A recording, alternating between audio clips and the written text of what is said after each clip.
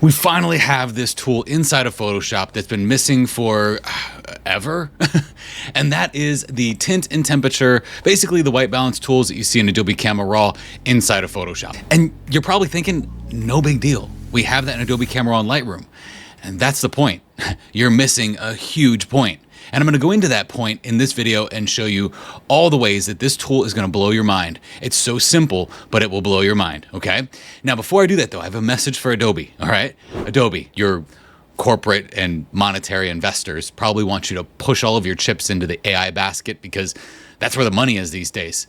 But working professionals, hobbyists, and people who really love Photoshop, like myself, want to see more of this kind of innovation inside of Photoshop. Well done. Okay, now let's get into this because you're probably thinking, Blake, this new tool that you're talking about that sits right here now in the color, it's called Color and Vibrance. This used to be the Vibrance tool that was inside of this color section now. Now it's on the top under Color and Vibrance. I don't understand why they didn't put it in here with the mix of all the other color tools that we have, but it's okay. This Color and Vibrance tool, when you look at it, they just took the vibrance and saturation sliders and brought them into this new adjustment layer. So if you have any past actions that use vibrance or saturation, they will actually be using this tool for that.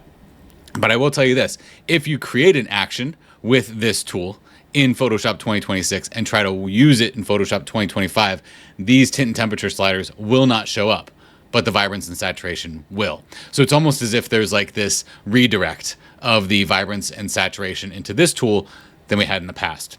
What do these sliders do? They do the exact same thing as Adobe Camera Raw and Lightroom. We use this to make sure that our white balance is correct. You move it to the left and your image gets more blue or cooler. And you move it to the right and your image gets a little warmer. Now you can also add in a little bit of green or a little bit of magenta to that too. I would recommend using these as a mixing kind of slider, like you're mixing with paint, okay? Just to get the right warmth or coolness that you're looking for in your image. This begs the question, Blake, really, what's such a big deal about this when we have this in Adobe Camera Raw and Lightroom?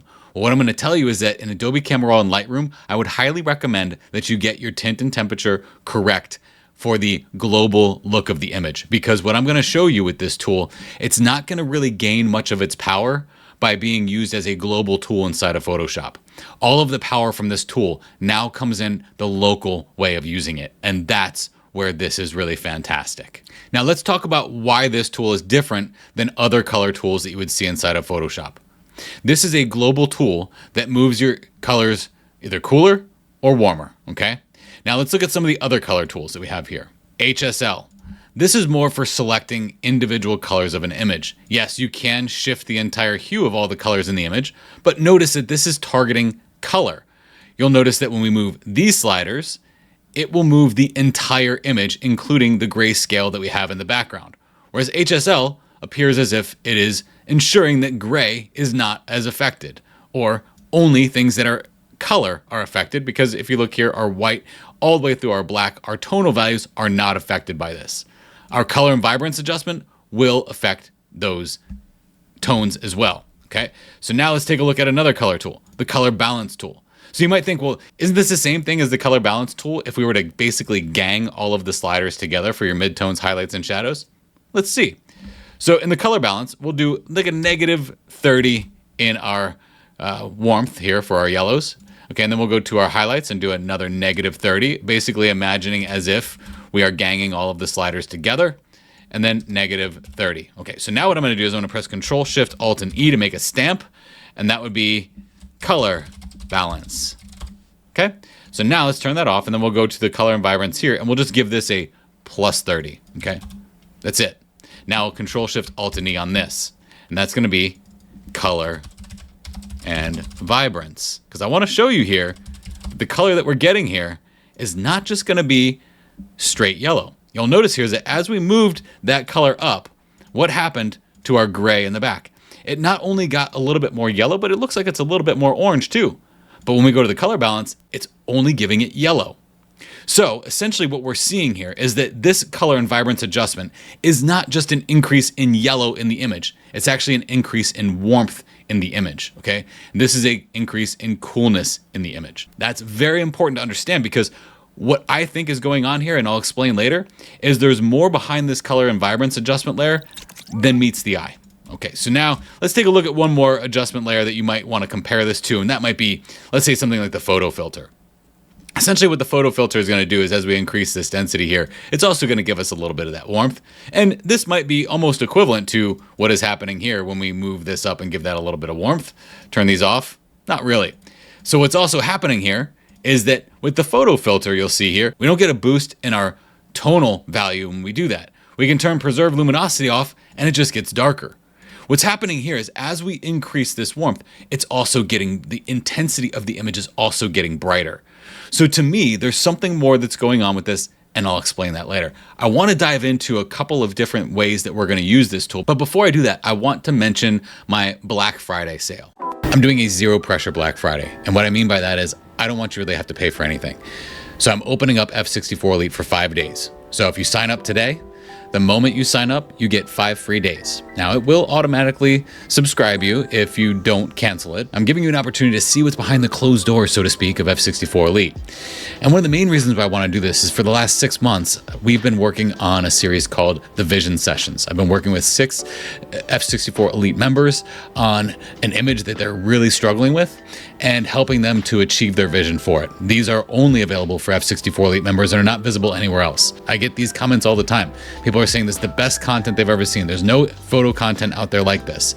And I know that they're unique, but they must stay behind F64 Elite because they are for F64 Elite members and all the hard work that they do behind the scenes that you don't see here if you're following me just on YouTube or something like that. That's it. Zero pressure Black Friday. I want you to watch the Vision Sessions. There are 6 of them. We are going to be having our finale in December. I'd love for you to see that as well if you want to stick around as an F64 Elite member. But again, no pressure. Sign up. If you don't like it, cancel. This year has been a tough year for a lot of people. I recognize that 100%. So I don't necessarily want to run a deal and have you feel pressure to pay for something. I would rather you get something for free. And if you decide you want to stay, you're more than welcome to after that 5-day free trial. This last month on F64 Elite, I used this new color tool extensively to show many different ways that you can use this in practical application that just don't show up here in a standard tutorial like this. If you become an Elite member during this time, you can also watch those critique sessions and get further insight on how powerful this new tool is. So let's do some practical application. I already have a color and vibrance adjustment layer on top of this image. And what you'll see here is that this image is relatively neutral. And what I mean by that is it's not necessarily warm and it's not necessarily cool. We do see some warm light over here that could influence the way we use this tool and some warm light right here. So what I can do here is if I increase this, you're going to see it gets a little bit more warm. But that gets a little bit unnatural. That's where this tint slider comes in. Typically, if I'm going to move something and make it more warm, if I want to keep it on the warm side, I'm going to go ahead and move that towards the magenta, and that becomes a warm yellow. If we move it towards the green, that becomes a cooler yellow. Yes, yellow can even be considered cooler if it has a little bit of its counterpart of green in there. So that would be one way that I could increase the warmth in this image. Or maybe I want this to focus on the cool side of things, that cool nature of that early morning, right? That would be a great way to show the rest of these mountains in coolness, but I could also paint on here. That's what's beautiful about this. And yes, I know everyone will tell me, because they always do, hey, Blake, you know you can use masking in Adobe Camera Raw and Lightroom. And I would just usually say, yeah, I know, but I also know that masking is not nearly as good as it is inside of Photoshop, especially when I want to use custom brushes that give me a feathered type of effect. So when I use a custom brush here, and I brush this in with black, I'll get the warmth that I had in those areas before, and I can even do that on the side of this mountain here to bring the warmth of that light back as well, maybe as it's kind of cascading over this. What I love about this is that this tool, in my opinion now, is no longer a white balance tool. This is a color grading tool, okay? And color grading can be very difficult. Color grading, especially on the warm and cool side of things, can be very difficult. Because finding that perfect warmth of the sunlight or that perfect coolness when the sunlight isn't there is hard to mimic sometimes, and you can select the wrong color. What I love about this tool is the colors are already selected, and it's fantastic. It works beautifully. Okay, now I brushed a little haphazardly over here. Let me switch my brush back over to that white, and I'll brush that back in so that effect goes on that area. But you see here, what I just did with this is by making that selective, we can now make the area outside of the warmth where the natural light is coming in a little bit more on the cool side. And then we can dictate, do we want that to be a warmer coolness or a cooler coolness? Yeah, see? And what's really cool about this, no pun intended, is that we can also adjust the vibrance of how that color is going to look as well. This is beautiful when we want to separate foreground and background color and make the color in the foreground more vibrant than the color in the background, which is going to lead me to my next demonstration. In this image here, again, another relatively neutral image. I loved this shot of this elk, but it needs a little bit of warm and cool push and pull. Now, if you ever look at any paintings from the American landscape painters, Hudson River School, anything around that time period, you're going to find that these painters were absolutely excellent at making the viewer feel something when they looked at the image because of their use of warmth for things that they wanted to come towards the viewer and coolness for things that they wanted to go away from the viewer. And we're going to do exactly that here. So let's combine a couple of techniques. I'm going to go to select and I'm going to go to subject. Should do a pretty good job of selecting my elk here. And this is going to be a great example as to why this tool, in my personal opinion, inside of Photoshop and not inside of Lightroom and Adobe Camera Raw, should be used as a color grading tool and not necessarily as a temperature shifting tool. So if I make the selection, I can now put a color and vibrance adjustment layer on here and make that more warm. So we're going to get our elk to be a little bit more warm. Let's give him a little bit more of that magenta in there too, just to make it a warm. And then we'll increase some of the vibrance a little bit so that he stands out just a little bit more, okay? That looking pretty good. Now what we can also do here is just duplicate this by pressing Command or Control J to duplicate that. And then if I press Control or Command I on a Mac, I can invert that. So now we just do the opposite. Let's go -9 and then -11 and then -8, okay? Then we get the exact opposite of that warmth in the effect of coolness behind our elk. I'm going to go with a little bit more magenta in there to kind of match some of that magenta that we added here and even bring out some of the fall foliage that's in the background there that's just kind of dangling for dear life on the edge of those branches. Looking pretty good. You know that I love Blend If. I think it's one of the most powerful tools on the planet inside of Photoshop. Now, if we take Blend If and we incorporate this into this new tool, we now have a fantastic use of how we can affect color in our image. So here's what I'm going to do is I'm going to go ahead and add a color and vibrance adjustment layer on here. And this, I only want it to affect the darkest dark areas. But in those darkest dark areas, I want them to be more blue so that the light of the sun is really only hitting the highest highlights in this image. One of my favorite portfolio pieces. You see me use this as an example image all the time. And I thought that it was at the place where it needed to be. But watch this. There's more.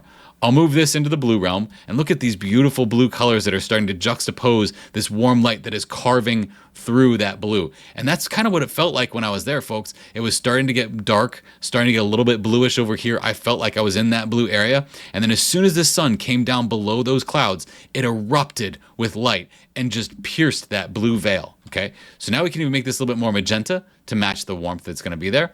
And if we look at this, that's affecting the entire image. But as I said, I only want this to be on the darkest dark areas. So I'll double click this and I'll move over into Blend If here.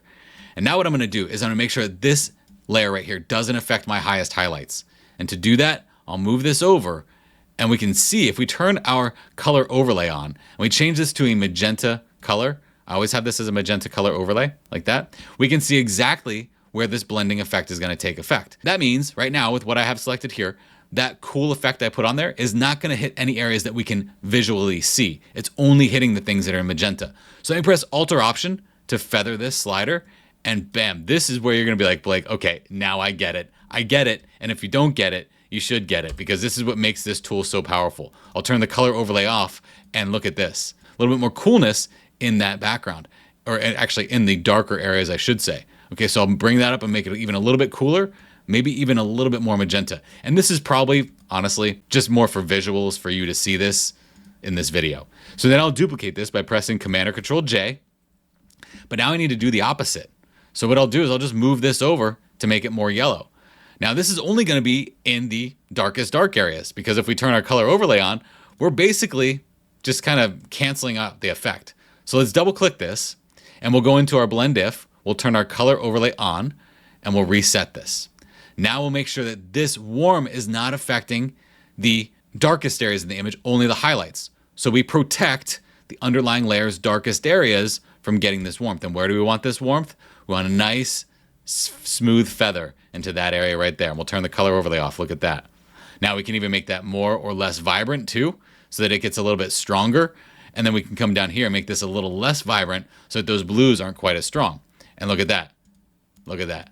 We just took that warm light and told it to blast through. Now, I did exaggerate the blue here for the sake of this tutorial, so let me drop these down a little bit. I could even lower the opacity here, and that would be a good effect for that as well. Now, we can also work on this with blend modes. So we can incorporate a blend mode like the Vivid Light blend mode, which I think mirrors the sun. And then we can drop the fill and then slowly bring this up until we get that intensity plus the color. It's almost like we're baking sunlight into this. And this brings me to my point that I said at the beginning of this. What exactly is happening with this layer? Well, I would venture to say that this layer that we're seeing here is basically a solid color fill kind of overlay that is using a blend mode like Vivid Light. For instance, I could do almost the same effect by putting a solid color fill on this image, making it a warmer color based on what color I want that to be. Okay, I'm just going to do this rather quickly. Make that a warmer color, change that to the Vivid Light blend mode, and then drop the fill and then bring that up. To me, that's essentially the same thing as the warm slider in the new Color and Vibrance adjustment layer. Now, what series of steps did I had to do for that? I had to make a solid color fill. I had to pick the perfect color. I had to change it to the Vivid Light blend mode. I had to drop the fill. Now, that is a color grading technique that I would do all the time in the past. But now I don't have to do all that work because it's basically the exact same thing baked into this new tool.